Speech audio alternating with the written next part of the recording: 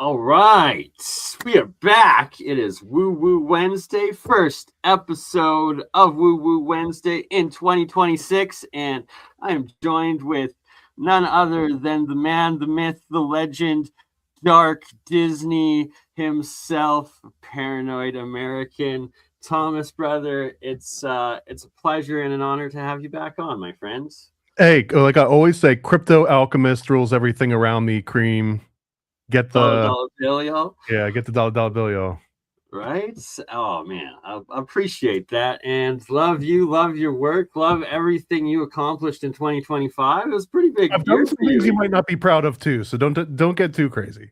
Hey, well, that's the darker side of former Disney that you did, and who knows, right? We all have an angel and we all have a demon within us, and something's got me vexed. So I'm just gonna quickly get this out of the way so I get the energy back down, let the demon out. But the last time we did a show, I had a former friend who turned out to be as fake and phony as her her fake beziers and her fake lips, and that she can't remote view herself out of a paper bag because I found out that she's been spreading the same lies about me that this Johnny, I call Johnny the Porch Pirate Somali Enoch, made up about me, claiming that I was on fentanyl, spent all of this money that this investor gave me on drugs that I absolutely hate and do not do. And I'm not sure if we discussed this before. I'm extremely against opiates, prescription opiates. I myself was prescribed large amounts of OxyContin by a doctor for many years, and I'm in the very final stages of tapering off of Suboxone, which is also a chemical freaking fake opiate, where it's like I'm down to the smallest amounts, and now I just have to go through the actual detox. I take my recovery extremely serious, so it's like nothing. Does this mean no more fentanyl Fridays? Yeah, no. Well, see, we can still do the episode Fentanyl Friday, but we'll just be filming the zombies downtown and on the train tracks. Just no, it doesn't have the same flair to it. I liked how you would like do fentanyl live on stream and show everyone. Yeah, like, exactly, right? Like for all those episodes that you just see me like what, like I don't even know. Do they cook it, inject it?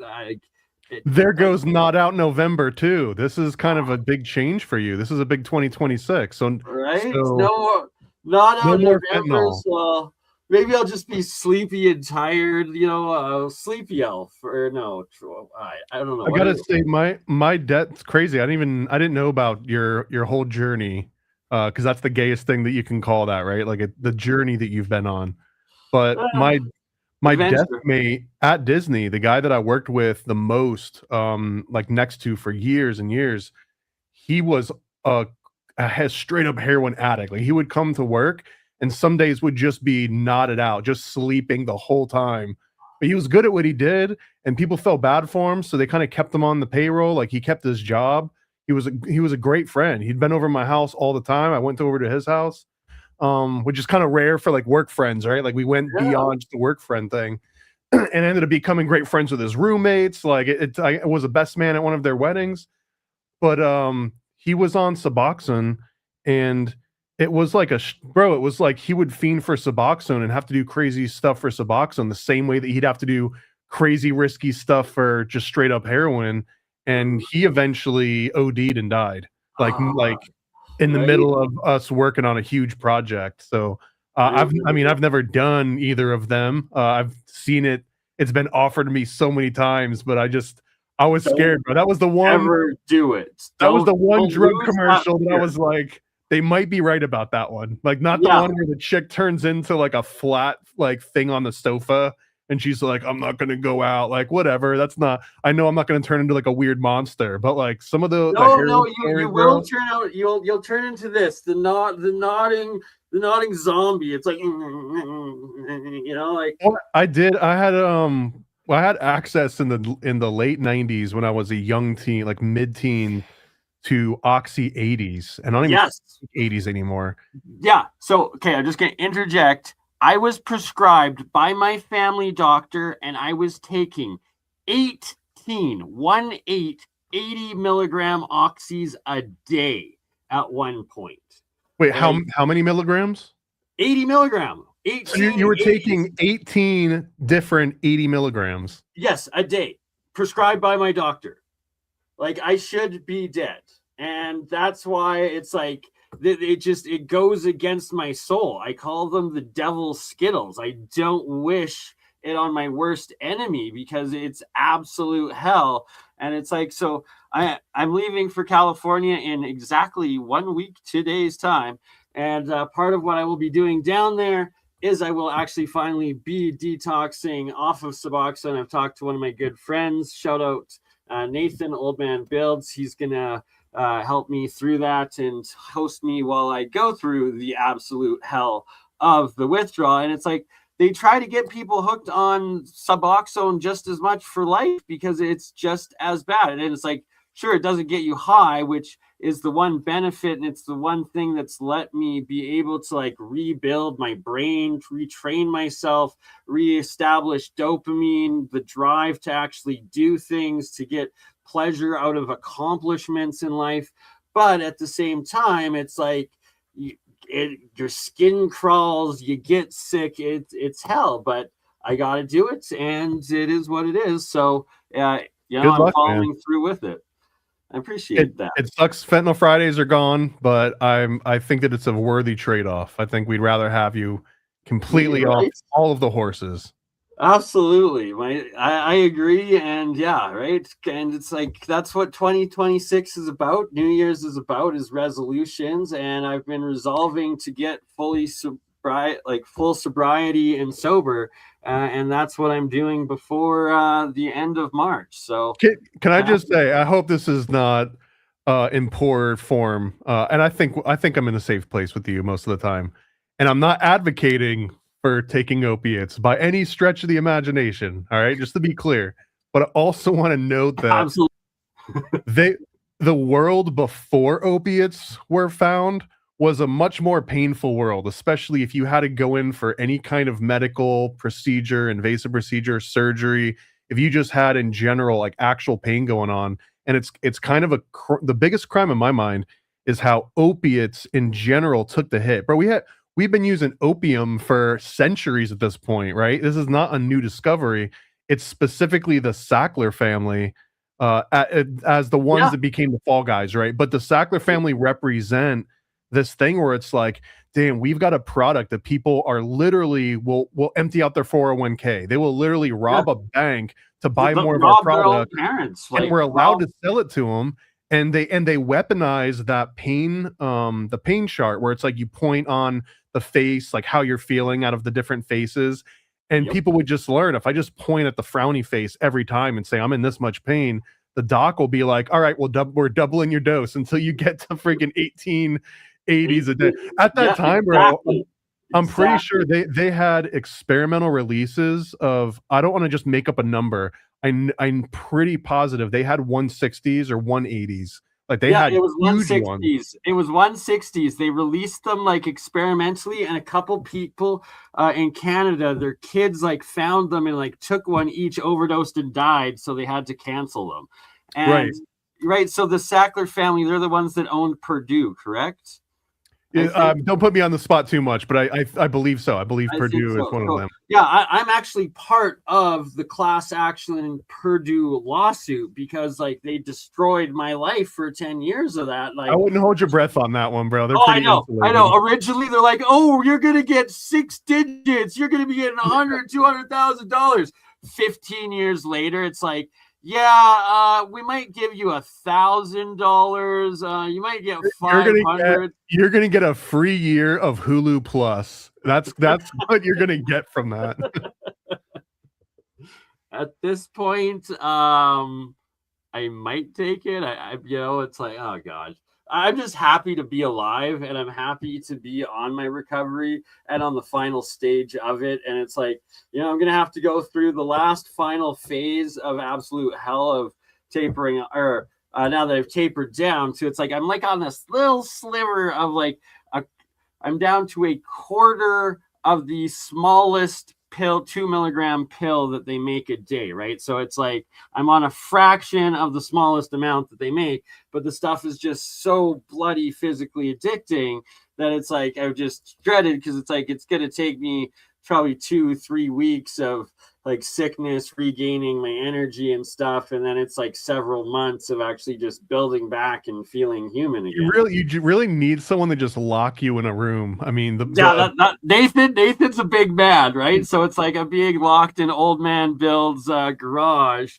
So it's the like best success stories I've heard are literally someone that had a person that was willing to like falsely imprison them, right? Like legally gray area, or you go into the military, or you go to jail. Like those are like the three best ways to go about this, because the only ways that you can physically remove every possibility of you getting, maybe not jail. In jail, there's a good chance day one. Jail, they'll actually give it to you. They'll just and so there's so dead fish cheese bread saying it was great at jail, slept all night, and it's like, dude, that's the trick. If you're like in the drunk tank, or if like you're just in a holding cell for a couple of nights, or you get locked up on the weekend and you can't. Let me just say though, there are different jails.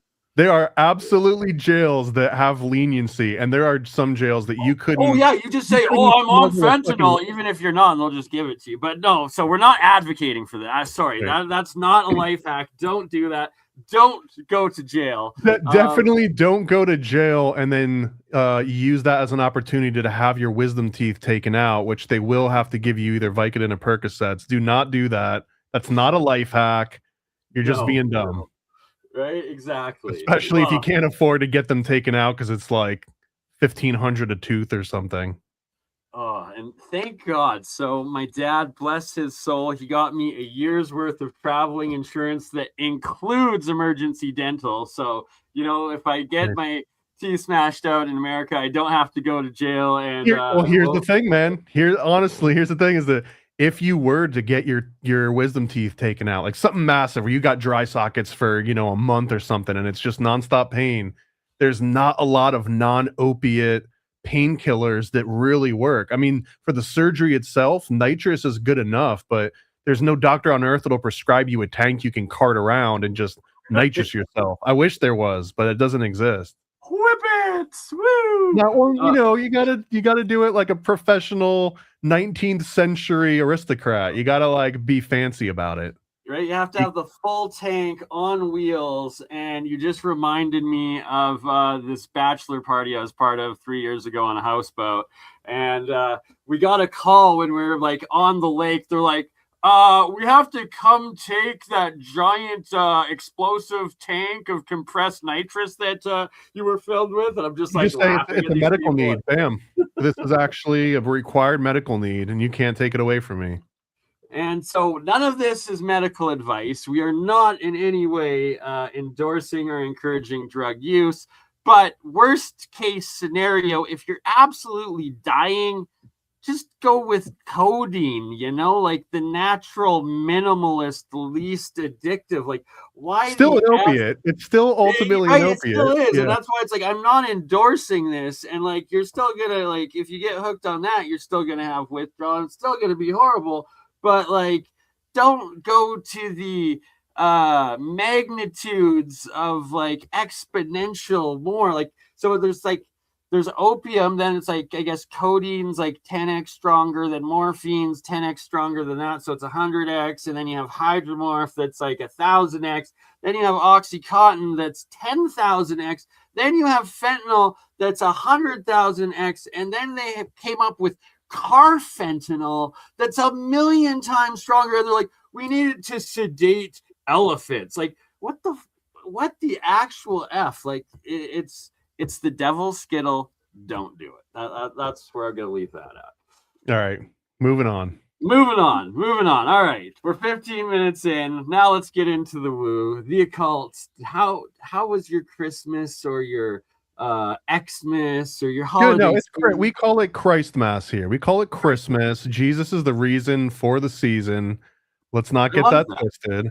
But Right? also, I see a lot of people that complain or they point out, oh, like we should get rid of the pagan aspects. You know, this is a blasphemous on Christ. I don't think so, man. I think that the early Christians knew what they were doing when they were like, everyone's partying at this moment in time. This is the attitude and the feeling we want to associate our God with, not some other part of the year. So they made a very conscious decision to put it amongst the pagan rituals and for it to like absorb those and almost take credit for those. That was intentionally done. And for 100%. People to now say, we need to get rid of the Santa archetypes and the tree. Oh my God, it's the Yule, log. We need to get rid of all this. It's pagan. Nah, bro, like that. That's what makes Christianity work, is that it gets to stand on the shoulders of giants and be like, hey, we're still allowed to do this. Right? I fully agree. And it's like, it's right after the winter solstice. It's the darkest time of year. So why not celebrate, bring your family together, bring light into it, light up the spirit of Christ Mass. And that if there's one issue I have with the whole thing is instead of calling it Santa Claus and any children watching, cover your ears, because it's a lie. And I don't agree with parents lying to their children. I would just rename it Santa, the spirit of Christmas giving, and not this fictional character. But, each to their own. And it is. I disagree. I disagree. I was a trauma victim of the Santa Claus lie. Just to let you know, I found out about it in a very abrupt way. I kind of had inklings, but I had like fallen asleep. I must have been 7 years old. And I had fallen. Maybe that's too old. I don't know. But I was like 7 years old. I fell asleep in a chair at a Christmas party. And I heard all the adults talking about how each of their children found out Santa wasn't real and how heartbroken they were. And I'm like literally just in the other room, half asleep, like not fully asleep. So I hear the whole thing. The whole jig is up. And as I'm listening to them say this, it's going through my mind. I was like, but my teacher wouldn't lie to me. Wait. But grandma and grandpa wouldn't lie to me. Wait. The entire world wouldn't be lying about this, right? And then my next thought was like, what else are these dudes lying about? Like, it can't just be Santa. That's the one thing that everybody lies about. It's just Santa. And I realized over time, that's the only one that's obvious that everyone agrees that they've lied about, but there's a million other things. It's way more subtle than that. So I give credit to Santa could almost be like baby's first psyop, baby's first revelation of the psyop. That's literally why I'm against it, is because that's what's destroying the fundamental. No, dude, you need trust your parents after that. You said it. You just admitted it's trauma, that you were traumatized by it. 100%, the whole world lied to you. But the adult, I think the mature take on that might take a while to get around to it. The mature take is lie to our children. Yeah, well, no. You're way oversimplifying that. The mature take is that if you want to teach your children, first of all, you have to let a kid discover their own information, their own truth, right? Like people telling you stuff nonstop. If someone told you, hey, everyone's going to lie to you at some point, hey, the world's full of lies, it just becomes like a vague, weird thing.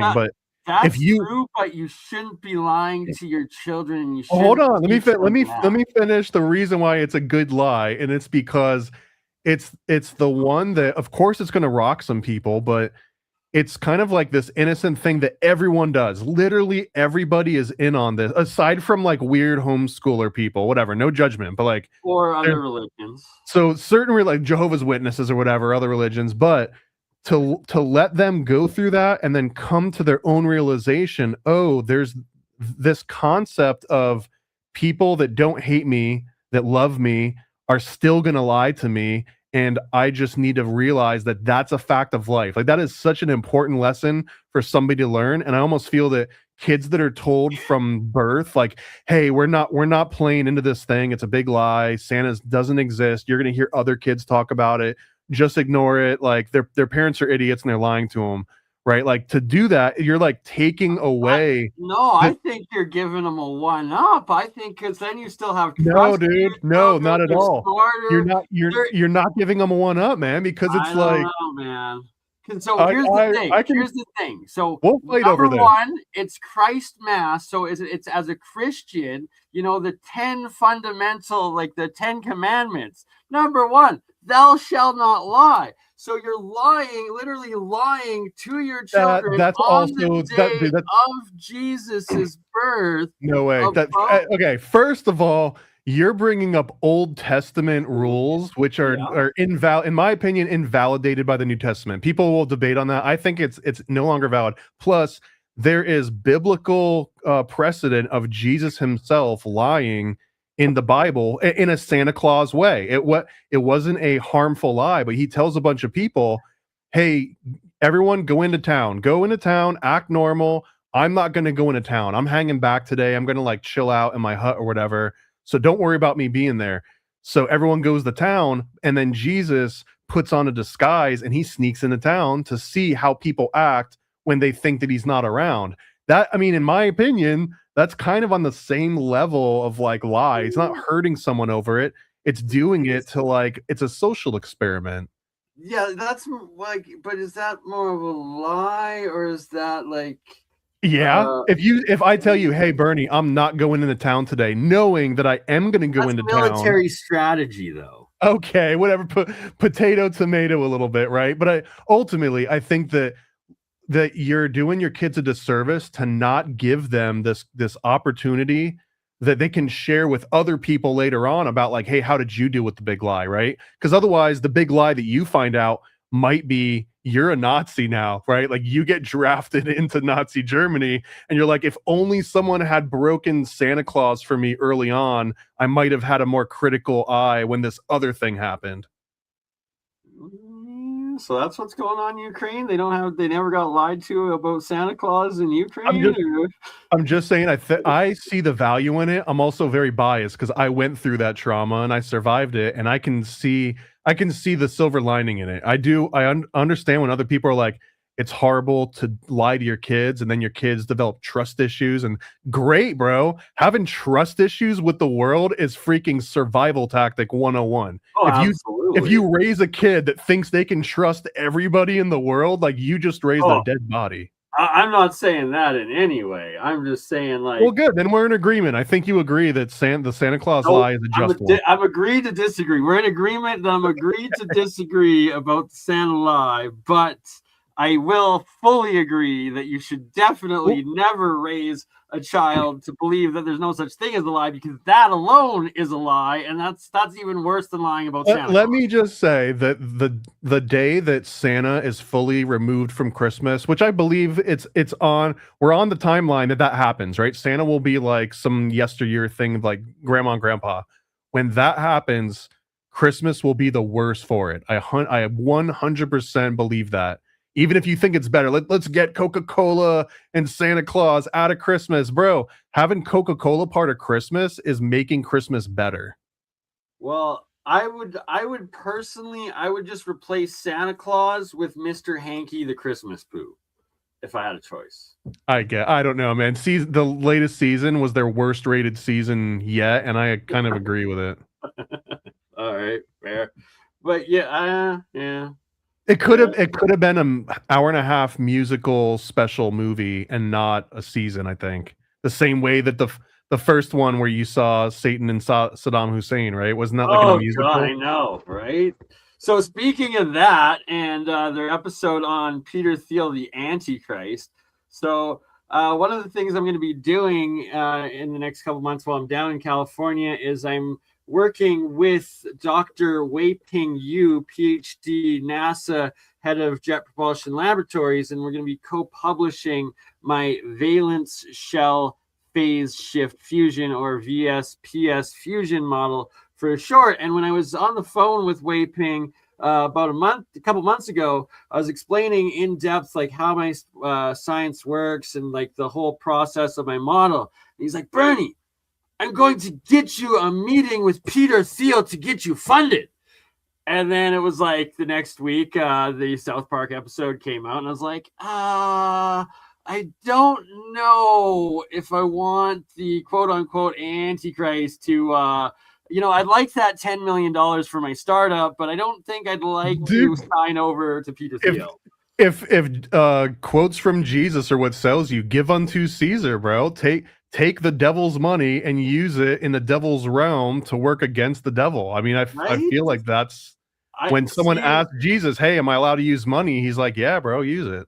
I kind of agree with that. And it's like, I think you're right. I'm just going to have the devil's in the details, and I'm have to like fine comb microscope the contract to make sure he doesn't own all my intellectual property rights, and that, I can just give him certain aspects of the phase shift fusion. I bet you he's got way better lawyers than you have, though. Oh, guaranteed, yes. Whatever the deal is, bro, unless it's like, and I will give my body to science within the next 8 months, just sign it in blood. Just sign it. He owns my soul, but it's okay. I got the money, and I can use it against. I mean, you could just pull sovereign citizen on his ass. Like, you don't own my soul because my soul is like, I gave you my government name and not my real name, and my real name's private. True. Right? So as long as I'm selling my soul, my corporate soul, and not my actual soul, and not my actual physical body, I'm good. Sovereign citizen logic. It works every time. Okay. I like that logic. Well, we'll see if it's like I'm gonna have to ask if I can live stream my meeting with Peter Thiel if I do agree to it, and I have a good probability that's not gonna happen, but I'm probably still gonna try to do it, just because you don't want to get kidnapped and taken away to a dark place. It's concerning. I don't know. There's pluses and minuses to everything, Bernie. It's like, yes, the plus, I will be sleeping on a large pile of money with many beautiful ladies, as the old Simpson McBain quote goes. But, if you don't get to share that with the world, what's the fun in it? Well, I mean, you could also take all of the funds and take all of your research and just put yourself in like a Faraday cage with a single outlet to the outside world and live stream all of your top secret research for the world to see. And then like once that cat's out of the bag, right? This is what like Tesla was trying to do under Morgan's nose, was take all of his money and use it to create free energy and then just be like, hey world, here's how free energy works. But I'm pretty sure he saw, he was like, if some crazy guy with bad intent gets a hold of this free energy thing, maybe I shouldn't do this.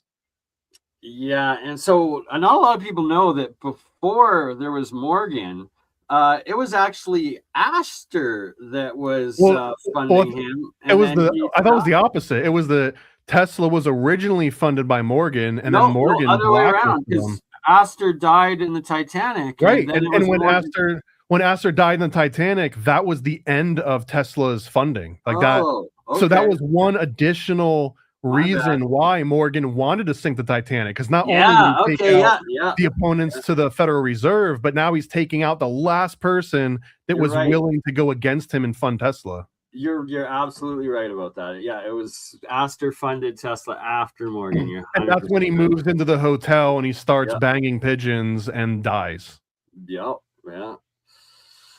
Oh, sad days. But we are resurrecting his technology in 2026, and that's another one of the major things that I'm going to be doing while in California with my partner Labs. I don't want to give away too much right now because, well, I don't want my airplane to explode on the way down there. Another thing I did recently, this one put my life in danger a lot, Thomas.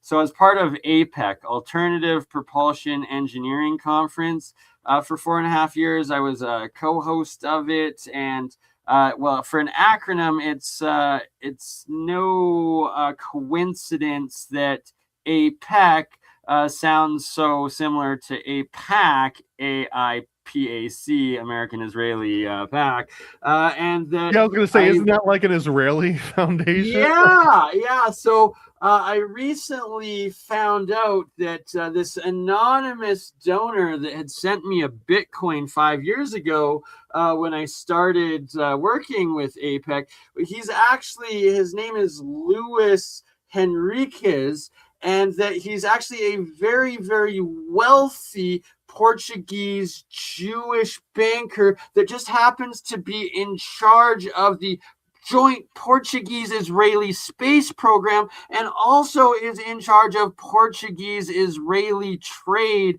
to $500 million a year, and that he's actually been funding this black project. So you remember, I believe, yeah, you met Jeremiah Pop, right? Why I don't work with him anymore. He's been getting a lot of the money from this Henriquez guy, and he and this Mark Sokol guy, Falcon Space, who was raided by the FBI 2 years ago. I wonder why. They've been funded to the tunes of several $1 million and leading this black project, taking all of the inventors of over unity and anti-gravity and America's top minds technology and been funneling it to the joint Portuguese-Israeli space program. And then a couple of the people, so once I found this out, I started asking questions. They kicked me out. This was 6 months ago.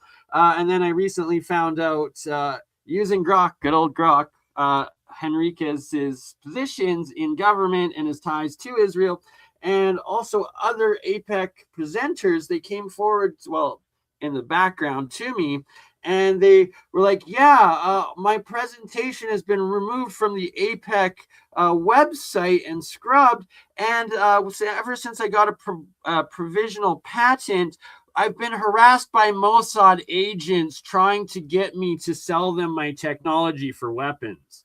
So, if my plane goes down, probably a reason why. I think that's the most American thing I've heard in a while, because if you're getting funding from Israeli space programs, that money, if you trace that money, it's going back to the US, bro. You're being funded by the DoD. You're not being funded by Israel. Yeah, but it's that the research isn't being recognized by America. America's still like, oh, this anti-gravity stuff and free energy, it's not real. And bro, if you look into, remember the super fusion that we went over, yep, that I had worked, that all of that funding too, all that weird cold fusion, super fusion stuff, it's mostly Israeli funded, because they don't, for whatever reason, when Israeli research gets funded, they don't go through the same scrutiny of all of the Rockefeller system in the West. That's like, that's preposterous. We don't believe in that. That's not real. That's pseudoscience. So they can't get funding. You know who can get funding? Israel. Israel can get funding to do that wacky time travel logic, right? Like they can work on breaking of space and time, right? Because it's space time, and when you break those dimensions, separate them, well, that's how you get the wormholes, and that's how you get time radiation and dilation. And I mean, I kind of see like Israel is sort of the New World Order's petri dish, right? Yep, like exactly. if they want to test out draconian gun laws or zero tolerance laws, they test it in Australia. That's pretty obvious. If they want to test out like some kind of chemical warfare, right? That's probably happening in Palestine. If they want to test out weird super fusion and time travel tech, that's happening in Israel. If they want to do any kind of mass, what was that movie, M. Night Shyamalan, I think it was called The Beach or something, where like a bunch of people go into a beach and they can't escape the beach, and it turns out that everyone that goes to the beach is actually having these pharmaceuticals tested on them. Like that's the US. Like the US is where you can go and test pharmaceuticals on a massive population to the scale that you can't do anywhere else in the entire world. So like each country has its thing, and Israel just happens to be like skunk works for the New World Order. That's true. So now that you say that, I'm really going to have to look in to see what Israel's ties to Antarctica are, if they have any, because that's like the real skunk work spot is down there. So then it's like, if Israel's got, How come you haven't gone yet, bro? Have you ever heard? I don't know if this is true. I swear I just read some random internet article, but it was from a legitimate source. Let's just say like the Daily Beast, whatever. But that you're not allowed to go to Antarctica unless you've had your appendix removed because, and I believe this part's true, there's really only two times of the year when people go to Antarctica and leave, get and it's flown like out. every 6 months. So they can't afford someone to develop appendicitis 3 months in and not have anyone that's prepared to take their appendix out and they die from it. So they're like, it's an example I'm of. gonna have to ask Eric Hecker about that. I'm kind of friends on and off. We have a love-hate relationship. Eric Hecker, I love you, brother. Interviewed him like 10 times now. He's the guy that spent a year working down at the South Pole station, and yeah, he does go into detail about how you have to sign a waiver that like you're acknowledging that you cannot be flown out in medical emergencies. Yeah, you're waiting 6 months no matter what the hell happens to you. So if it's life threatening, you're dead. That's basically how it works. Yeah, absolutely. So yeah, the so I other don't know thing if he's too, had appendix out, but you gotta sign a waiver at least and acknowledge that you're not getting flown out. So Antarctica fits into this formula too, because Antarctica, they are the petri dish for a true globalist society because it's the only place on the planet that different countries own these different like military bases, but the people that actually live and work there are so dependent and reliant on each other that they don't really have these government cultural borders that everywhere else in the world does. And a lot of people report when they leave Antarctica and they go back home, like the difference and like the walls that people put up between themselves is way higher because in Antarctica, like, yeah, like everyone there is kind of a colleague and you might hate certain people. Depending on each other. It's like we're humans and we're stuck here. And it's like a true village, right? It's actually a village. And so it's that I think is what Antarctica represents right now is like a place where multiple countries could all act in harmony, even if they don't do it anywhere else outside of Antarctica. Yeah, right. I agree with that. And maybe the whole world should be a lot more like Antarctica, minus the snow, ice, and what are they called? The penguin, snow walkers, the skin. What are the ice walkers? The things from Game of Thrones. White Walkers. You know, White Walkers. Yeah. Minus the White Walkers. And the penguin shit. The penguin poop is really a huge deal that never gets brought up. Well, is it like guano? Could you survive on penguin poop? No, it's incredibly toxic and it's incredibly pungent, way more than guano is. And whenever you see those videos with like the cute penguins and the March of the Penguins, if you shift the camera over like 30 degrees, it's just feces as far as the eye can go. And most people that go and like, oh, I want to go and visit the penguins, they walk away realizing that really you just went to like a septic site that all these penguins live in. They just live right there next to their, yeah. Right? It's not fun. I imagine, like the rotting fish smell, right? Of that shit, like, ugh. Well, and just the penguins, there's some really sad things that happen in Antarctica too, where seals will find their way into inland, right? Like they'll get turned around because of the white, all the snow will fall and they'll lose their sense of direction. And Antarctica, you're not allowed to disturb nature for any reason. So there's all these videos where these baby seals are making their way like onto the base and you just have to walk by and let this thing just like cry out to you and die slowly by itself. And it's literally illegal to help this out because you'd be disrupting the ecosystem. Could you like put it out of its misery and be like, I don't think so, man. I think you are not allowed to intervene in any way, and they take it incredibly serious. Like it would be a major faux pas for you to intervene in any way. So I'm just saying, like, to be in Antarctica, you gotta have your appendix taken out, you have to be a globalist, and you have to be willing to watch animals die a slow death and not have it phase you. Oh, I don't think I'm going to end up in Antarctica then. Hopefully not. Those are the current rules. No, there's no saying that it can't change in 2026. Right. All right. So 2026 to new amazing things and to being able to club a dying seal, put it out of its misery, and cook it for fresh meat because you're stuck in Antarctica. We're gonna expose the ice wall and we're gonna save all the baby seals. Exactly. Well, with global warming, global warming, the ice wall is going to melt all on its own, right? So, we're good that way. We don't 2026 it's going to expose itself, right? No, because the ice just shifts somewhere else. That's what the real, because I do believe climate change is real. I don't think too much, but I think that it will shift, and what's going to happen is a different place on the planet is going to get super cold and another one's going to get super hot. That seems pretty logical.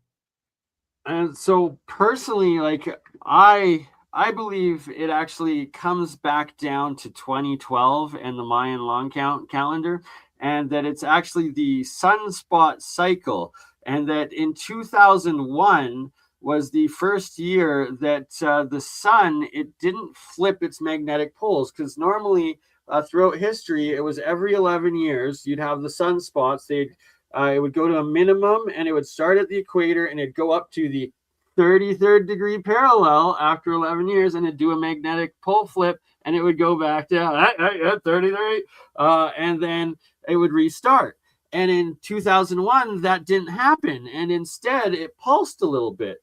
And then 11 years later, that's 2012. 2012, again, the poles did not flip. And again, the sunspot cycle didn't reset. And then I was watching in 2023, and again, it didn't flip. And now, that you see the science articles are like, we don't know if it should be in a minimum, but it's in a maximum. And you look at the pictures of the sun, and the sunspots are all the way up to the poles now. They're no longer held to the 33rd degree. They're all the way up. They're in like the 99th degree now. Yeah, they're literally at the 99th. And so it's like, there's also, if you remember as a child, we were taught, and the sun appeared as yellow. It was a yellow dwarf. Now it's white and it's pulsing. That's a definition of a white pulsar. So I fully believe that we are in a white pulsar. We are in a new age of the sun. This is essentially proving the Hopi creation myths of the different colors, sun ages of mankind, and that we are now in a new white pulsar age. And that also, whatever happened to the documented ice caps on the moon and the documented ice caps on Mars? Those don't exist anymore. There's no more ice caps on the moon. There's no more ice caps on Mars. The ice caps on the moon that they talked about, it was the fossilized remnants of evidence of ice cap on the moon. No. They actually found ice core? Yeah, bro. There was like actual ice, like glaciers on, actual ice caps on both the moon and on Mars. And those are gone now. So it's solar system wide heating, not just you could say that the pollution on Earth is getting so bad now it's melting the ice caps on other planets. Exactly. So stop eating beef. Cow farts are now melting the ice caps of Mars. Every chat GPT prompt you send boils 8 gallons of water that no one will ever be able to drink again. Right. And definitely whatever you do, do not simply connect to your car alternator a wire going to a jar of electrolyte, aka salt water, or another type of electrolyte with water. And then definitely do not have a second jar that is just an empty spitter jar with a hose going to it, so that the hydrogen and oxygen just go into that, the water gets collected, and then have a second hose connecting directly into your fuel intake. Whatever you do, Don't do that. Do not create a 50-50 hybrid gasoline water fuel vehicle and cut down your CO2 emissions instantly by 50% and your gasoline bill by 50% and the burning of petroleum, aka the stuff that we make plastic out of that's supposedly a non-renewable resource. Don't do that whatsoever, because, well, apparently they'll kill you for it, even though it's supposedly impossible. Just saying. I mean, to advocate for gas guzzlers a little bit, if you hate oil so much, we should be burning all of it away so no one else can ever use it again. So the more that you burn, the faster you're making sure that the oil industry goes out of business. Yeah, right. And then no longer ducks can choke on plastic straws or plastic bags because we burnt it all. So, no more plastic. I know you're being sarcastic, but when there's an oil spill and birds get oil all over their feathers, you know how they clean it off? Dawn. You know where dawn comes from? Petroleum. So it giveth and it taketh away, man. Yeah. Well, thus keep giving it and stop burning it when you can just burn water that then turns back into water. I like water. I don't want to burn water. I hate oil, so I'm going to burn oil. All right. Yeah. Well, that's why it's 50-50 hybrid. That's why, you you get the toss up. It's a love-hate relationship.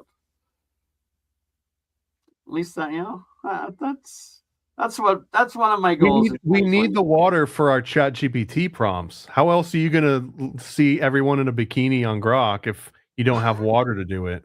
They're not using gasoline to do any of that. Hey, that would be straight fire, though, huh?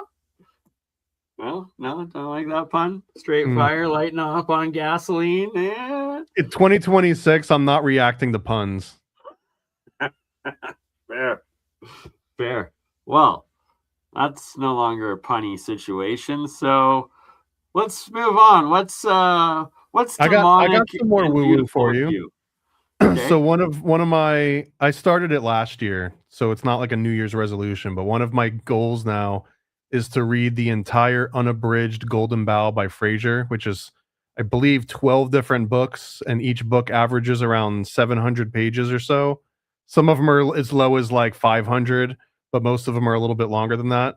And I've gotten maybe a third of the way through. I'm on book 4 right now, and it has given me a new appreciation for religion, organized religion, the institutional, not like pick up a rock and I'm there, not spiritualism BS, but like actual Jesuit Vatican style religion. It's given me a new appreciation of it in unexpected ways. So hold on. Just to be clear, because you are a Freemason, but now you're endorsing Jesuits and Catholicism, because I thought those two were at war. And, like when I joined Masonry for a year, they like made me sign that I was not a Catholic. Yeah, but that was like this Canadian European nonsense Masonry. No offense, but it was fake. It was fake Masonry.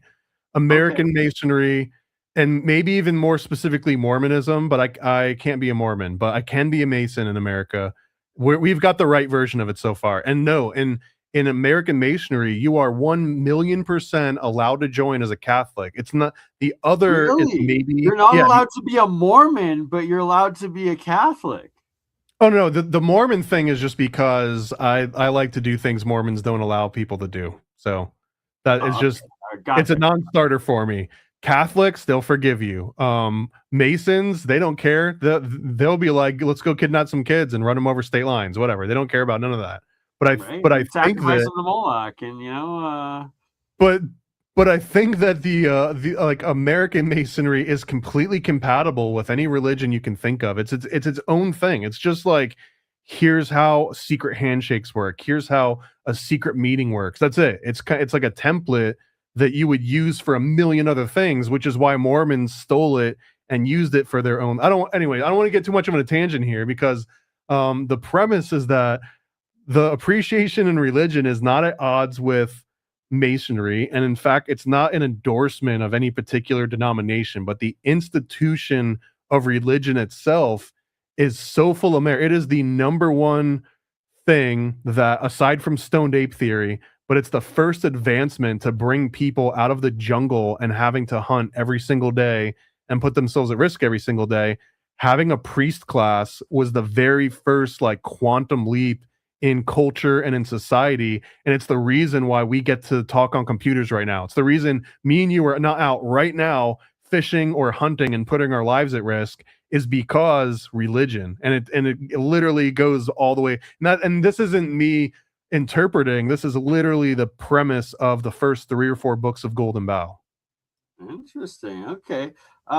So just a little side note: am I going to get murdered for giving away this Masonic secret? That why Thomas is so pro Santa Claus is that they actually summon Santa Claus behind the closed door, and that Santa Claus actually is real. Did you just say Israel? Santa Claus is Israeli? Hey, I thought you weren't going with puns here. I believe. Okay, I guess not. No, I mean honestly, the Masons, again, because they, aside from the York Rite Lodge, when you get into the Knight Templar degrees, I'm just gonna say like role playing, just because it makes the most sense without getting into like all this nuance, but like when you go through each degree, you're kind of role playing as like a different story, like a different D&D campaign, right? So whatever degree you're going through, that's the role play, that's the campaign. And in the York Rite, in the Knights Templar degrees, people are role playing like actual Knight Templars that would like lay down their life for Jesus. That's the only time in which like paganism is maybe not super endorsed, and the entire York Rite branch tends to be a little bit more like Christianized, right? But if you get into Scottish Rite is way more embracing of Middle East and Egyptian and like alchemy and alchemy, like all over the place. They're all over the place and what they'll accept. But regardless, if you're Scottish Rite, if you're York Rite, if you're just normal Blue Lodge 3-degree masonry, any country on the planet, you're kind of worshiping the winter and summer solstice. You're doing the John the Baptist on both ends of the spectrum. So like in addition to whatever religion, so if you're a Catholic or a Christian, you're not only celebrating Christmas, but you're also going to be celebrating a St. John's Day, because they also correlate with the exact same astrological procession that Christmas is. Like Christmas is astrology for babies, kind of. It's like the astrology that people that don't believe in astrology will still celebrate. Absolutely. And so, speaking of which, I would like to wish all the Orthodox Christians out there a blessed and merry Orthodox Christmas today, because it is Orthodox Christmas today. And what's your opinions on that, Thomas? On the difference between the old Orthodox and today? No shade whatsoever. I do think that Orthodox Christianity, for whatever reason, is like an in vogue thing right now for a very specific subgroups of people. So I'm a little bit questionable on like new converts to Orthodox Christian. The exact same for You'll get a lot of subscribers and views on YouTube if all of a sudden you're an Orthodox. If you come out as like, I'm now Orthodox Christian, you'll get its own little bump for sure. The same way that if you came out as Catholic, you probably get your own little bump. And it's weird because for the first 3 decades of my life, being a Catholic was looked down on. It was like you were laughed at for believing in ghosts and worshiping statues and like believing whatever the Pope says and his little Pope mobile and stuff. And you had to deal with the actual guilt. Like the Catholic guilt is a real freaking thing. Like that is 100. So the one thing that they're like, here's something the Jews got right. We're going to keep this part. The like everyone is guilty all the time. That's useful. But now in the last 5 or 10 years, you got all these new Catholic converts, and like they got to skip all of the ridicule and they got to skip all of the like the guilt part, and they just get to like play with the cool astrological magic part. Like even whoever the new like young guy that was like Kanye's assistant for a little while, not Nick Swardson, but Nick something or other. But he made a good point that it was like every Catholic believes in astrology. They're just not allowed to practice it. And they believe in magic. They're just not allowed to practice it. So, well, is that the difference between Mormonism? Because they also believe in magic, but they do They're practice not it. allowed They to have know about magic it. underwear and Okay. stuff. So the Catholics are they're allowed to know about magic and they're allowed to know that magic works, but they are not allowed to participate. They have an authority. They have to go to their priest, and then the priest has to go to the bishop, and the bishop's got to go to the cardinal, and the cardinal, like, there's this hierarchy where it's like a military organization. Again, that like this Just like the Jesuits and Jesuit Catholics. order, right? The It's military yeah, order. it's kind of, but it's made in a way that like this is above your pay grade, which I will argue goes back to the origin of Golden Bough. This is the institution of religion where it's like you can't talk directly to God. You got to talk to that guy, and then that Right? guy's Like got to talk to that guy. exactly. You can't talk to God. So I was just going to bring this up. Like, so organized religion basically is you're giving away your sovereignty. You cannot have your direct connection to God. You have to go to another man to be Yeah. able to I then mean, have your sovereignty. I will concede to that. It's a gross oversimplification that doesn't necessarily capture all the nuance, but I will say, yeah, you're effectively you're trading your spiritual sovereignty to some higher class. But what you're getting in return is that you A got disconnect screwed. from Sorry, God. like you're the like if you're the one giving up your sovereignty, you're kind of getting screwed in a way, but you're paying it forward to a much more advanced society because just the fact that you've got a priest class means that the guy that you just outsourced your spirituality to, he doesn't have to go into the woods because he's got way more important things to deal with. He's got to negotiate your survival on your behalf with God. So you're trusting this dude to do what he said he was going to do. And the fact that he gets to do that means that now there's at least one person in the village aside from the women which are staying home and like child rearing and like that they're not able to investigate the secrets of nature. Only the priest class is allowed to do that. So the fact that your tribe has evolved to the point where one guy gets to stay back and investigate the secrets of nature, a la priest class, a la God, means that your village is now more advanced than the other villages that say every single guy has to go out and hunt tonight because now no one's got free time to discover the procession of the stars. But like even the indigenous natives Yeah, where they at? How's that working out for them? pre-Catholicism, it wasn't everyone was a hunter, it's like lots of people got to stay behind and like do berry picking or I'm just digging or but let me protect just the say village. how did that work out for the Native Americans? They got raped and pillaged by those who gave away their sovereignty to a higher Well, order that and each claims other, thou shalt not right? kill. And rival tribes would do the exact same things that any colonials came in and did. Like they were doing all the same things to each other infinitely, and it was because they didn't develop a Vatican. They stayed But it individual was the little Vatican tribes that were leading the scattered around. charge of the Inquisition and the Spanish conquistadors and the French and the Right? residential rape Exactly. schools in Canada. It's all led by the Yeah. Jesuits, which is the Vatican. But here's the problem is that the Native Americans needed their own Jesuits to fight the European Jesuits. Like they had not advanced far enough to where not only was there a shaman, but there was like a bishop shaman and a cardinal shaman and a pope shaman, and the pope shaman could tell all the other shamans and all the other tribes, here's the new rules. And the fact that they Oh, they weren't lacked on the that chessboard cohesion. yet. They weren't on the chessboard yet. They were just all pawns. They didn't have the bishops and the rooks and the king Correct. and the queen. So when the freaking queen and the king come over and they're just wiping people out because they're so disordered.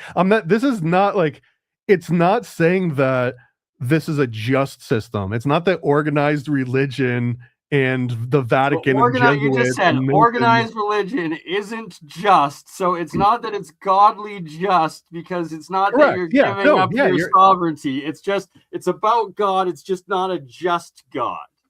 Correct. It's not a just system, but it's like this, like I don't know how many people got sick of hearing this growing up, but when your parents are like, life's not fair, you're like, Mommy, it's not fair that so and so, blah, blah, blah. It's like, yeah, well, life's not fair. It's essentially that. It's that, yeah, the Jesuits suck, the Vatican sucks, but also life's not fair, and it's the best thing that we got.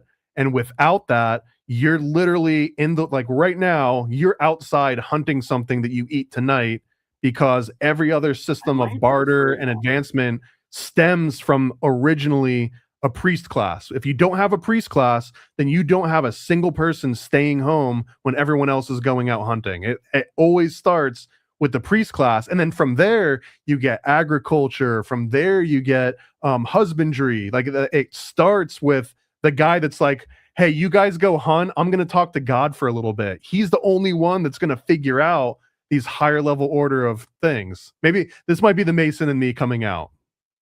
I suspect so, and I think it also has to do with your Santa trauma just a little bit. I don't know, but I'm pretty sure the natives were farming long before the Jesuits came, and there's evidence of Right? corn No, crops and 100%. maize. But that's because they were farming, because they also had a priest class.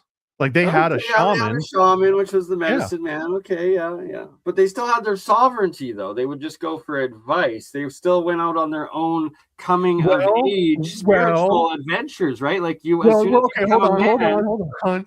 Because it's almost like we're talking about a binary. It's not like I give all of my spirituality to this guy, like all of my religion goes to that guy. I have zero left now. It's more like, hey, instead of me going out into the forest and making sure the night before I didn't eat anything that looked like a sharp tooth, and I didn't drink something that came from the blood of the animal that I'm going to go and hunt, like without having to go through these checklists constantly, which makes you less efficient. Now you can go out and hunt and not worry about all that small stuff, because the priest back home, he's praying for you and he's making sure that like he's going to smooth over this. So now you just got like 2 or 3 hours left of your night so that you can prepare for the hunt the next day without that priest saying, I got this, I'll pray for you, I'll look after you when you're out hunting. Then you've got so much extra weight on your shoulders, and every single person in that tribe is all going through that extra weight with one priest that's like, you know what, I'm going to pray for all of you guys. I'm going to make sure you're all safe. You don't have to pray for yourself. Now, like everyone in that tribe, all the hunting males, they all have 3 extra hours that night, right? And then like it just keeps extrapolating from there. I see the point, but I think society's kind of at a tipping point. And when you talk to like, it's 50% of people like these days, they're just like, they're waiting for the collapse. So like, I can't wait to like, I'm stocking up on my guns so I can hunt the deer. Like, like that they want to get back to just living off the land, and like, they kind of want their sovereignty back, and they've seen Fight Club too many times. Molesting their children, Thomas, I think is what it is. They've either read Left Behind too many times, or they've watched Fight Club too many times. Neither of those, I think, are things that happen in our lifetimes. And again, to bring up the Mormons, this is one of my favorite dynamics about the Mormons. If you go back, because it's not that long ago, bro, we're talking like the 1800s essentially when it comes into full swing. And if you look at 1800 Mormon organizations, they were literally saying this October the world ends. They weren't saying like, oh, it's going to be in our lifetime, it's going to be sometime in the future. They were like, on October 18th of this year, the world ends. Everyone get your guns, everyone get your supplies, we're moving, and we're going to stock supplies up. And then it would come and go. And then the next guy would be like, all right, it's not this October, but it's going to be in like 3 Octobers. And after that happened enough times, eventually they start saying, it's going to be soon. Like, we don't know when it's going to happen, but it's going to happen soon. And they kind of like, they catch up on it. And I think that all groups have to follow this same pattern, right? So like now you've got black pill conspiracy theorists and anti-AI, and they're all like, man, the next 3 years, Fight Club, they're going to destroy the credit union. We're going to get UBI, like whatever. None of that actually comes to pass, but it always goes through waves, right? Because some new college graduate thinks UBI is going to be a real thing. And then 3 decades beat them down and they realize, oh, that's not how the world works. And then that pattern repeats forever. Sorry. I had my phone blow up. So I guess, sorry to get off topic. Back to Johnny, the dealer. He was Johnny, like, you can't stop. Johnny the porch pirate, Somali. I guess he's saying that so now apparently, allegedly, I'm working with Hans Dietrich, Emery Smith, Dr. Stephen Greer, Brian Sang, and Bernie A. Conkin are giving an online Zoom workshop on the spiritual benefits of giving fellatio to well-endowed men and grabbing them by the balls as a way to reach a higher power and talk to aliens. Bro, we can talk about Box Saga right now. Let's do it. I feel like the Golden Bow's also Let's get given into me. Box Saga, right? I'm ready to give more credit to Box Saga because of the Golden Bow too. All right. Well, I'm gonna highlight you a bit and let you get into it, as I just have to reply to this very quickly, but I will be listening and give. So you're give just it going to be away. on the side, and I'm just going to be talking about the merits of Box Saga. Well, I'm only gonna be 2 minutes, and then I'm gonna come balk it up to that saga big time and talk about how, if you supposedly ingest your own semen or something. Whoa! Let's not get right to the gross, icky part. You're going to scare people away. That's the biggest criticism that I've heard from when I talk about Box Saga is that if you go right into it's just a bunch of dudes drinking each other, then no one wants to hear more about it. So I'm not going to bring that up yet. Scratch that from the record. That never came up. Just erase that part for now, and let's hear what Thomas has to say. Okay, great. Yeah, I wasn't expecting to just get total monologue while Bernie gets into a flame war on social media. But yeah, so the merit of Box Saga, it relates directly to the same merits that the Golden Bough could give Jesuits or could give the Vatican. It's just that the institution of religion itself represents somebody that's allowed to stay back from hunting and work on discovering the secrets of nature. So just that role existing, no matter how wrong they are, no matter how horrible the readings are and the things that they make people do, the fact that that function exists in a tribe means that tribe is advancing faster than others that don't have it. So if you extrapolate this to the Box Saga, the Box Saga is also this priest class, and they've also probably got it totally wrong, my opinion.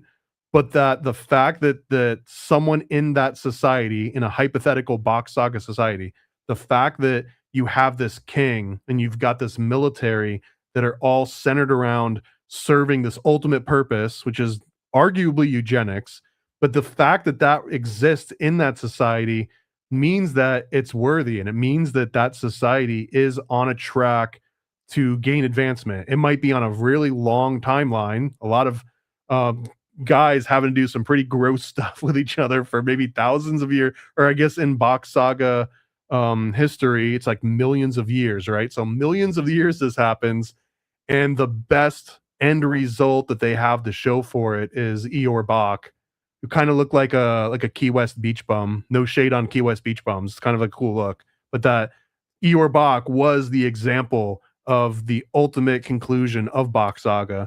But I think that him existing and him and his family having time to pursue that means that society as a whole, in fact, gets better. It actually advances far beyond other societies that weren't doing Box Saga at the time. Although it does seem that like the Jesuits and the Vatican, they even in Box Saga history, they claimed that it was Western religion that came in and got rid of Nordic religion. So whatever. I mean, it's as long as organized religion and the priest class exist itself, there you go. Box Saga has merit.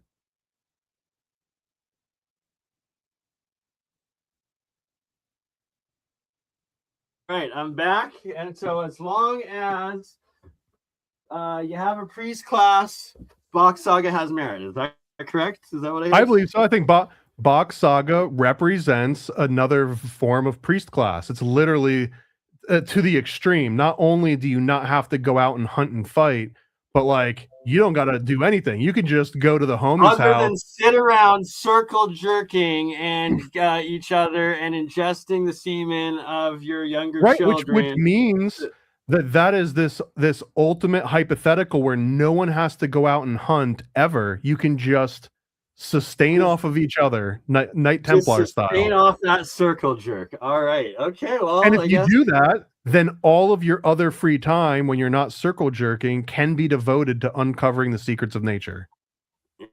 Interesting. Does this mean you and Dr. Narc, the Dr. Narc Schlong or whatever, are going to be repairing bonds because you over Box You know, a Saga? lot of people Wasn't it you don't calling know out this. Box Saga that triggered that? A lot of people don't know this. We're great friends. We're best friends. I talk to him every couple of days. We text back and forth I constantly. knew it. I knew it. It's dude. When he asked me to drink pineapple juice, I do, and I know why. And we're like we're on that level with each other. So I don't want to go into it, but like, bro, there's no shade. I 100% appreciate everything that he does for the Bach community. Fair. All right. Well, now see 2026 to the truth coming out, bridges being rebuilt, and to pineapple juice and the circle jerk of Bach Saga being the true spiritual enlightenment. If your king tells you to drink pineapple juice, you drink pineapple juice. Oh snap! Solongo's your king now. Shit. Yeah, isn't the king's the one that ingests the village, right? I'm just a villager. Oh, I gotcha. Fair. Well, no wonder his hair is so sleeky and shiny and whatever, you know. Bro, I had an interview with Michel Merle, who was a contemporary of Eeyore Bach that actually trained under Eeyore Bach. And on the interview, I was kind of joking. I was kind of like, it's impossible to talk Bach Saga and not joke around a little bit. That's why people get all upset. So I'm talking to Michel Merle, and he's an OG, bro. Like, he's not an American that just found out about Bach Saga 10 years ago in a occult bookstore, right? Like, he actually grew up. He moved in with Eeyore Bach and lived with him for years. So, like, he's I want to say like right-hand man, but he was a more than an maybe associate, a left-hand right? Man. Righty or left hand? Well, whatever. Depends on what side that you're on at the point.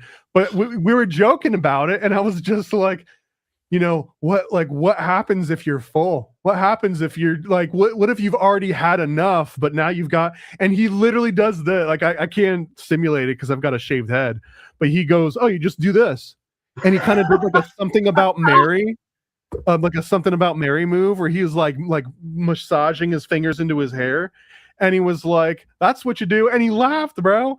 And what was funny, it's amazing. I know he was not joking, but like he was being serious. He really that was really something that he did, because you're basically making sure it's not wasted, right? You're reintroducing it, and I guess in the logic that he was ascribing. That's like you're joking. No. He was not joking. That it like probably fortifies your follicles or whatever the hell it does, but he's laughing about it because he knows the perception of it and he's not offended by it. Like, he's like, yeah, it's silly, it's crazy. This is what I would do. I would just go boop, and I just like that level of authenticity and believing in what he actually and not being like, no, we have to hide that. If you mention that, people are gonna get grossed out and they're gonna make fun of us. He was like, isn't this silly? Look, I do this. Let's laugh about it. Like, I don't know. I can respect that, right? As long as you're true to the path and that like you're not lying and you're open, you're like, hey, I circle jerk, I drink it. You should drink pineapple juice so I can drink a sweeter semen. And if there's too much, I put it in my hair. Is that why he wanted pineapple juice? Dude, I had no idea. Is that what pineapple juice does? Okay. Shout out my Sherry Aunt Maloney. Good to see you, sister. Best mod in the game. Best mod in the game by far. I might actually visit her while down in California. We shall see if I make it out to. Well, I shouldn't dox where she is. I was gonna say, do you dox all your mods? That's great. No. I just in California. That's why I stopped myself self-censoring. Self-censoring. How about get some GPS coordinates? You can just. No. So I live in Calgary, Alberta, and come to Canada and FAFO. But I'm going to California, and just for the customs agents, I absolutely love Trump. I love America. Yeah. I absolutely love the Gulf of America. I love that you arrested the criminal Maduro. I love that you have retaken your American oil out of None of Venezuela. this makes any difference, bro. We will deport you in a second, in a New York's minute, bro. We don't care if you praise us or whatever. Like there's families that are like, I came here, I worked up the hard way, I've been paying taxes, I raised good kids, I've supported my community. They're like, get in the van before we shoot you in the face. Okay, so my soul won't let me say it. I can't say it. If anything, bro, Canada's the country that you have to sweet talk before they let you in, because there's certain things you can say and can't. If I was like, gender's not a construct or whatever the Jordan Peterson thing was, you're gonna get me arrested, bro. Don't say those words. That's right. Yeah. I can commit a Canadian felony and you can get in trouble over it if I play my cards right.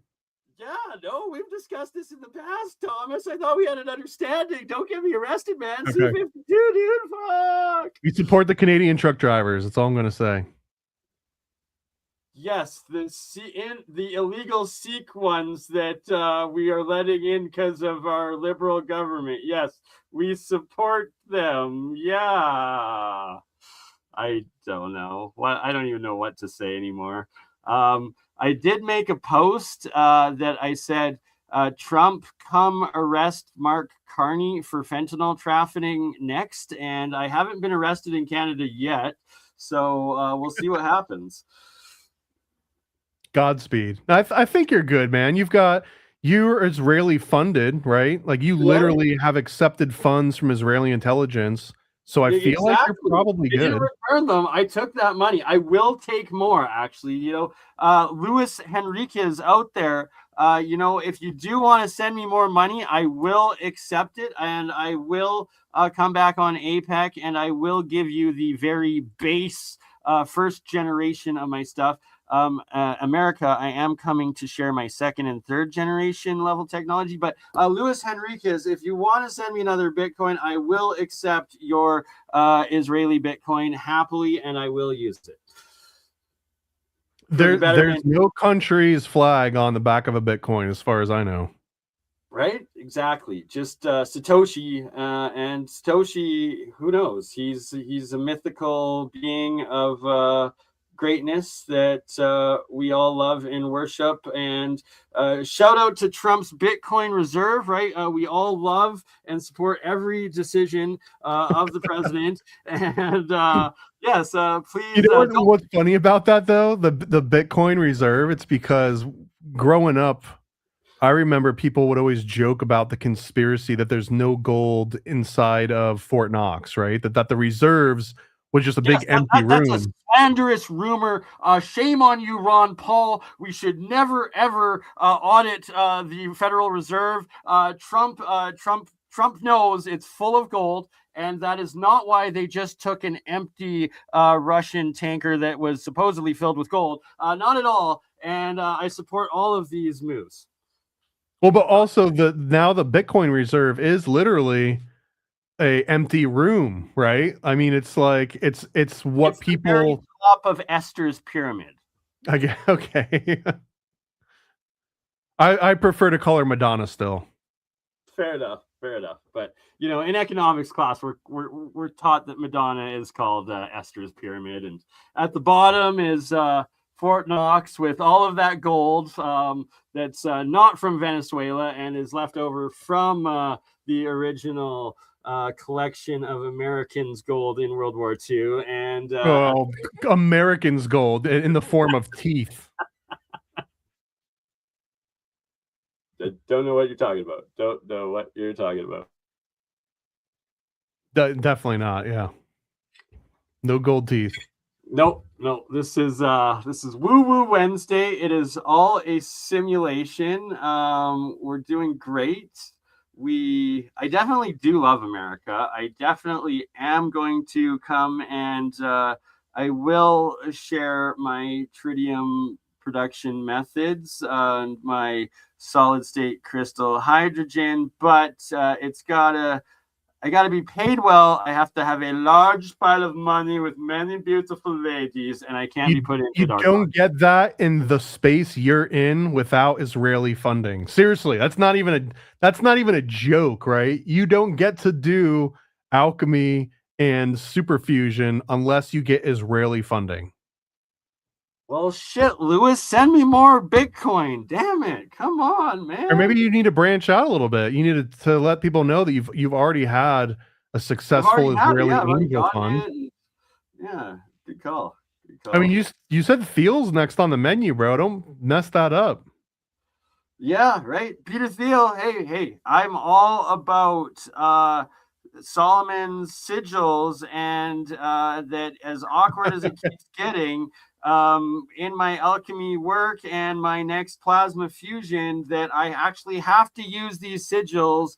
And it appears that you have to have that there's literally an angel and demon entwined into the coding of breaking down matter and space-time. So yeah, Theo, let's work together. I will take that 10 million and we will do great things, and we will do our best to not have Satan come through, and we are going to rebuild Solomon's temple, and bring back the Merkaba and Yahweh, the Tetragrammaton. And even if that's not his plan, I would say whatever you were just talking about, which goes a little bit over my head, it sounds like stuff you would need if you wanted to bring back the Antichrist. So either way, Peter Thiel, I highly recommend that you fund BurnEye here and whatever the hell he's working on. Right? Yes, please. And yes, I will, because it's a duality, and that there's both an angel and a demon sigil encoded in each reaction. So you can't have one without the other. And I'll take the angel, and Peter, you can have the demon. And I'll summon them, and you can have the demon, and I'll take the angel, and I'll also take your 10 million, and I will give you some plasma fusion that works, and I will give you more results than CERN has done with $300 billion in 40 years. And yeah, it's such a sham. Like, it's all whatever about you said, whatever your pitches to Peter Thiel, likewise for Palmer Luckey. I don't care if it's going to the DOD, if it blows up a whole bunch of churches and hospitals and schools, whatever. Just let me improve the world in my own way. Exactly. And don't worry, everyone. Thank God for Wei Ping Yu. And he's like, BurnEye, I will write the pitch for Peter. You just show up with your science. And I was like, good advice. Deal. Because I'd probably fuck it up by like starting off with, hey, I hear you're the Antichrist, and hey, am I signing? Yeah, I wouldn't lead with that. Just close. There's a reality in which that conversation comes up organically, but I definitely wouldn't walk right in with it. That's why I agree with Wei Ping that he's definitely the lead pitch. He can write it. Anything I do, I'll run through Chat GPT first and Grok. So both Sam Altman and Elon Musk have my pitch ahead of time. So if they want to make counter offers, by all means, I am accepting funding for my startup. I feel like if you use Grok as an example, I feel like if you put some dumbass half-baked like business plan into Grok and then be like, Grok, polish this up for me, right? And then you submit that polished up business plan to Elon, he's just like, hey Grok, show me like the original of this thing that I know you put, and then he sees your like original half-ass shit. Like, that's not even a joke, bro. That's like something that's like could legitimately happen, right? I would. That would make sense. Like, that's logical, right? Oh god, that's funny. So that's gonna be a show we have to do all on our own. Thomas is just taking like AI written things and then like reverse AI it to see what the original input was, because That would be a comedy series all on its own. I feel like if more AI content is on the menu, bro, like it's not slowing down by any stretch of the imagination. I'm literally just waiting for the day, and like I'm not looking forward to it, but it's inevitable at this point that like some grandma's just gonna get mauled by like a grizzly bear or a mountain lion or a wolf because of all the AI videos where it's like grandma's petting the bear and the wolf and like Yeah, feeding but it then ham, someone's gonna take that video of grandma getting mauled by the bear and they're gonna be like, put her in a bikini, and then it'll be funny. God, it's funny and horrible because it's true. Like life's not fair, man. Just the same way that like the Vatican's not great, but it represents a thing that could be great. AI's not great, but it represents a thing that could be great, which is what you should open up in your pitch to Peter Thiel. He'll be like, this dude is ready to summon the Antichrist. Right? Should I open up with AI is not great, neither is the Vatican. I think if we use AI to integrate and take over the Vatican and set up as our overlord, he'd like that. No, I don't know. I think that you need to have someone that does all the talking.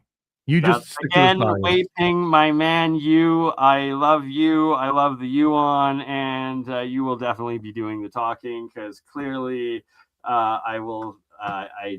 Yeah. I want the 10 million, but I don't think I could take that conversation seriously. Well, I wish you luck, man. We need to start wrapping this up just because I have a Vatican Mason meeting to get to. Yeah, I know. You got your secret second podcast recording, Mason Lodge, Vatican, everything else. So why don't basically we need to discuss what we're going to do about you. Oh dear. Okay. Well, hopefully it's like so I intentionally I buy the flight where I'm able to miss it and reschedule for free just so it's like if it blows up it's a whole bunch of innocent people and that's on you and you still missed me. So just so you know in your planning you're going to want to blow up the second flight. Oh dude, not a problem. If you look into the JFK assassination, they had the exact same thing lined up in Miami. They had the same thing lined up in Chicago. It just happened to happen in Dealey Plaza in Dallas. But if it didn't happen in Dallas, there was like 6 other cities that were going to have motorcades, that were going to have a guy up in a window with a sniper rifle. Just contingency plans are kind of the thing of the Oswald, there was Oswaldo, there was Waldo Oz, right? There was, they had them all lined up, right? You're not even kidding, bro. For each of those cities, Miami, Chicago, and Dallas, each had their own version of a Oswald. They were all people that had been radicalized publicly early on because they were CIA agents, and the CIA was like, "Hey, go infiltrate this radicalized group." And by doing that, they made sure they had the perfect patsy in every city that JFK could ever go into. And that's why Where's Waldo came out, because originally it's Where's Oswaldo. Okay. I kind of like that. Yeah. Right? Well, so we're wrapping this up. I have you highlighted, and you make such great comics. You make such great merch. Why don't we let you show yourself for shekels? Because we support Israel. We support everything Israeli. Well, you do. You're the one that takes money from Israel. I guess I can't prevent someone from sending me money from Israel, but I don't think I've gotten any Bitcoin at least. But if you do, I highly recommend if there's any Israelis that want to get a huge box of these Illuminati pamphlets that also go into the Vatican and the Jesuits and the Freemasons. This is a little comic that I put together with the homie Donut. It's all color. It's a chick tract style pamphlet. It breaks down the actual secrets of here's an example. I don't think that these particular rituals right here have ever been illustrated. These are actual Bavarian Illuminati initiation rituals, and they've been written about in the 18th and 19th centuries, but they've never been illustrated. There's the homie right there. Shout outs. So shout out to Donut. Yeah, this is the big thing, man. Go to IlluminatiComic.com. And I'm hoping that later on, maybe this month, I don't know when I got time, but this year, I want to start putting together like huge bundle packs. Like if you want to go and drop 100 of these on your city, I want to figure out a way to make it affordable for someone to do that. Like a special, everyone gets one shot to get like a big bundle pack. I want to figure out how to do that because my next big plan is to make these things ubiquitous. I want to get them into the hands of people that are not expecting them. I want them in doctors' offices. I want them left in the back of Ubers. I want people to leave these things in like middle schools and, like figure out a way to get them into places that they're not already in. That's my big goal. I don't care about selling any more of them. I don't care about any of that. I just want these out in the world. And I in the other room, I think Donut has some too. We've probably got another 8,000 or so, like definitely more than 5,000 of these. And so I want to just send a box of these to as many corners of the earth that I can and make it so that every major city has hundreds of these just spread all over the place. So that's the goal. So I love, and I can relate to that. So my own BurnCron company, right? I made the stickers back in the day, and I will never forget my first trip to Cuba because I was right down in like the center of like the Castro Square or the Shea Square or whatever, and then they got like this big monolith up there, and then they got like the building with Shea's face on it, and then I took some of my weed BurnCron stickers, and so I was like slapping them on the signs and taking pictures, and then all of a sudden like they started yelling in Spanish, and these guys with AKs started chasing after me. So I had to like run, and then like I ran to the tour bus, but then I like ducked behind it, and I made it look like I got in a tour bus, but I got on like a little moped taxi, and I was like, go to the next spot that the bus goes to. And I didn't get arrested, but I still have those pictures. And then there was also the time I was in Montreal, and it was when the Montreal Canadiens were in a series with the Boston Bruins, and Montreal lost, and there was a riot, and there was like the Sierra Leoneans, they were like robbing the Foot Locker, and then there was like cop cars on fire, and then I took my BurnCron stickers and I was slapping them on like the windshields and the bumpers of the cop cars that weren't on fire, and then I got maced in the face, and then I was like, fuck you, pig, and I threw an empty beer bottle, and it hit a firefighter in the head, and he's like, why you hit me? And yeah, I don't know why I'm admitting these crimes right now, but yeah. And this was all about spreading love and your stickers and your brand. That all happened on a Fentanyl Friday, I believe. I was probably fucked out of my tree on prescribed OxyContin in those days. You were on like number 15 that day. Right? Like, that's actually the honest to God truth. And kids, children, that's why you don't do opiates, because you do stupid shit like that. It's funny and horrible because it's true. Thank God I'm about sobriety these days, and no more Fentanyl Fridays. LaGroove 82, bless you. Thank you so much for the $2 support.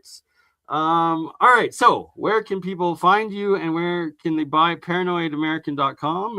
That's on your thing. That's it. It's literally paranoidamerican.com, and you can get a straight shot to the Illuminati comic from me and Donut. Just go to illuminaticomic.com. Bam, it'll bring you right there. It depends on what your angle is, right? If you like video games, go on Steam right now and search for either Paranoid American, and the game is going to come up, or the name of the game is called Lucifer Lives in Lower Manhattan. Or if you just search for Lucifer Lives, it'll probably come up. It's a actual, I think it's like an 8-hour game if you were to sit down and play it start to end. 8-hour game about the Satanic Panic in the 1930s New York that I've been working on for the last 4 or 5 years. It's finally, the page is up on Steam. I've got some beta keys that I've sent out to some people. If you want one, if you're a Steam player, I'll send you a Steam key. But look out for that a little bit later this year. The beta is going to be out. The early access will be out. If you like crazy music, not all AI, some AI, go on, listen for Sound Scientist on Spotify or SoundCloud or whatever. And then what else? If you like crazy AI video clips, I put all of them on TikTok. I don't really post them anywhere else. I just use TikTok as my dumping ground for AI slop. But if you want to see some, TikTok, that is TikTok. Go to the TikTok, find Paranoid American, and you'll find some fun AI clips that I don't post anywhere else. I love it. And we were talking ahead of the show, so I'm reminding you now, the next AI clip that the sound scientist needs to make is, the Big Pun Twins song, and that it's going to be a Diddy Do It, Justin Bieber in Little Italy remix, right? Yeah, Diddy do Little Italy in the middle of Little Italy, something like that. Right? Exactly. Freaking love it. Love you, Thomas. Love everyone watching. All 215 watching right now. So that's got to be all you, because I'm Shadowban and usually have 10. But hey, Donut's watching on my channel. So shout out Donut. And bring a crowd, bro. This 2026, we're spreading the love all directions. Pineapple or not. Right? Exactly. And, shout out to Pineapple, people into Pineapple, because it just means you're a swinger and you like to have fun and dance. And if your type of swinging is circle jerking with the Bach crew, that's up to you. Let's end it on this. Is there ever a reason to not have great tasting semen? No. You just get more girls that enjoy doing stuff, or guys if you're into it, whatever. Or whoever. There is literally no downside. Exactly. So shout out to Pineapples, Pineapple Juice, and ParanoidAmerican.com, where you can get all of Thomas's crazy, amazing, former Disney, dark Disney designed things. And much love, brother. Former MTV, former military, former Disney. Get it now. Current all right. Well, there you go. 3 more reasons. A ta-ta, y'all. You crazy mother. Yeah. It's just BurnEye.